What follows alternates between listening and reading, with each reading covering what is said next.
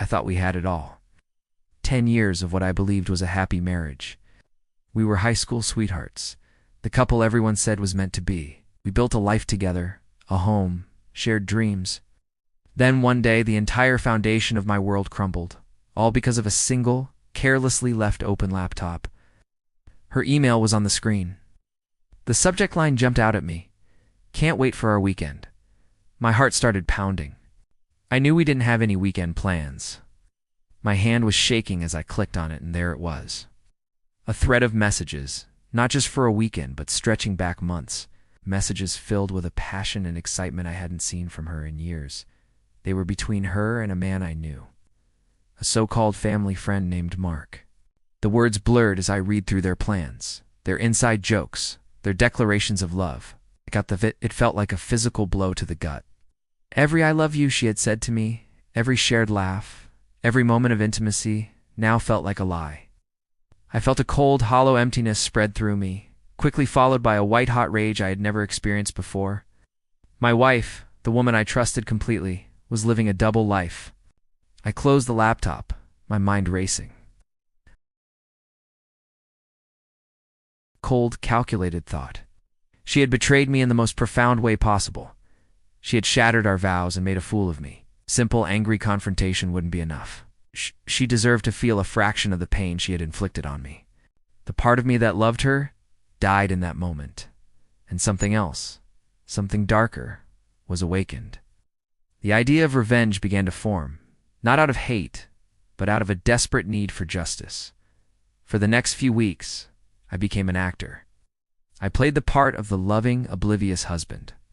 It was the hardest thing I've ever had to do. Every smile I gave her felt like a betrayal of myself. Every time she touched me, my skin crawled. I listened to her talk about her day, knowing she was leaving out the parts that involved him. I even had to sit through dinners with Mark, shaking his hand while imagining all the ways I could expose him. During this time, I wasn't just stewing in my anger, I was planning. I started gathering evidence meticulously. I took screenshots of the emails, copied hotel reservations, and even found their secret social media profiles where they posted pictures of their secret getaways. I hired a private investigator who confirmed everything and more, providing me with photos and detailed reports of their meetings. Each piece of evidence was a nail in the coffin of our marriage, but also a brick in the foundation of my revenge. I also consulted a lawyer, one of the best divorce attorneys in the city. I laid out the entire story, showed him the mountain of proof I had collected. He was methodical, explaining my options. Because of the prenuptial agreement, we had signed something her wealthy. Father had insisted and the infidelity clause within it. Her affair had significant financial consequences. If I could prove it, she would walk away with almost nothing. The plan was coming together perfectly. The day I chose for the confrontation was our 11th wedding anniversary. It seemed poetic. She had planned a fancy dinner at a restaurant, wanting to celebrate a decade plus of our love. I let her get ready, watching as she put on her best dress and did her makeup. All while texting him, thinking I didn't know. I didn't take her to the restaurant. Instead, I drove to my lawyer's office building, which was dark and empty except for a conference room I had arranged to use. When we walked in, she looked confused. "What is this? Where are we?" she asked. Sitting on the large conference table were two people, my lawyer and hers, whom I had taken the liberty of contacting and summoning, and in the center of the table, I placed a thick binder. I opened it to the first page, a smiling photo of her and Mark on a trip they took while I thought she was at a work conference. I will never forget the look on her face. The color drained from it as she flipped through the pages.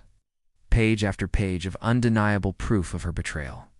The emails, the texts, the photos. It was all there, a complete chronicle of her secret life.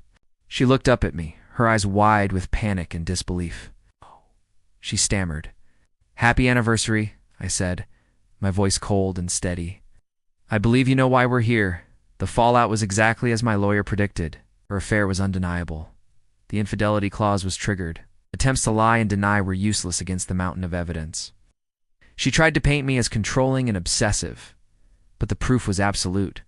She had not only cheated, but had also used our shared funds to finance her affair. In the divorce settlement, she got nothing.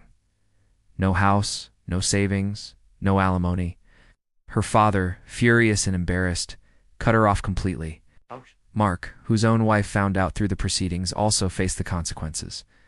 His marriage ended, and his reputation was ruined.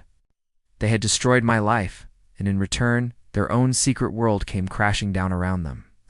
Some people might say my revenge was too harsh, too cruel, but they didn't live through the betrayal. They didn't feel the soul-crushing pain of discovering the person you love most has been laughing at you behind your back.